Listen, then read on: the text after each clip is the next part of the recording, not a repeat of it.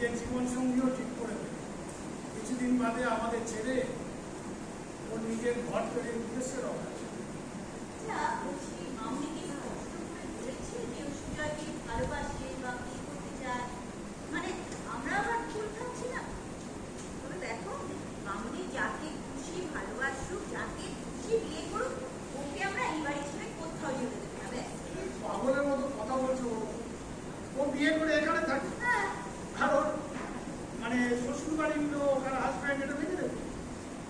কিন্তু দেখো, মামনি যদি শ্বশুর বাড়িতে গিয়ে দেখে যে ওখানকার লোকগুলোর কি কালচার আমাদের থেকে সম্পূর্ণ আলাদা, তাহলে তো মামনিটা আমার না না শোনো, বলছি মামনিকে না আমি বোঝাবো যে তোর বিয়ে করার দরকার নেই, তুই বরং অনেক পড়াশোনা কর, জীবনে প্রতিষ্ঠিত হ, কিন্তু তোর বিয়ে করার দরকার নেই, ওকে ছেড়ে আমরা কিছুতেই থাকতে পারবো না।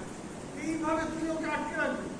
ওর জীবন, জীবনের চাহিদা সব কিছু থেকে ওকে দূরে সরিয়ে রাখবে?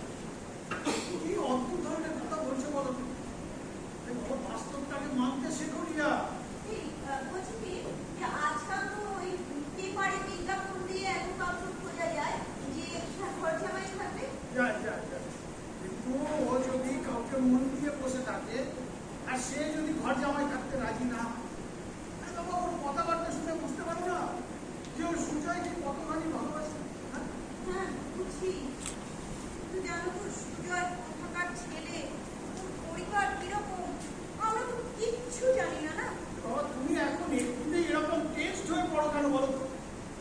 সুজয় এলে না হয় ওর কাছ থেকে সব কিছু জানা যাবে। তো দেখো, সুজয় যদি সত্যি কথা না বলে তাহলে তো ও সত্যি কথা বলবে না কেন?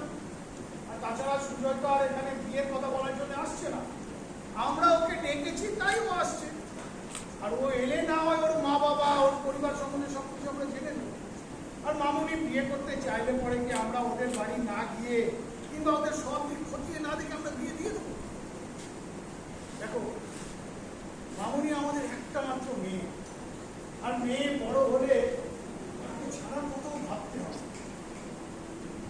জানো, আমি নিজে সেদিন সুজয়কে আসার কথা বললাম, কিন্তু তারপর থেকে আমার বুকের ভেতর থেকে খাতা করছে, তোমাকে বলে বোঝাতে পারবো না।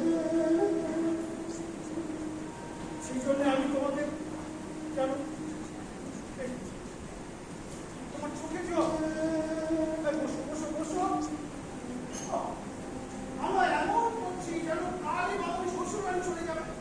না দেখো, সুজয় যদি মানছি মানছি মানছি, ওদের কলেজ ক্যাম্পাস চলছে, আর সুজয় এতটাই ভালো ছেলে যে ওর চোখ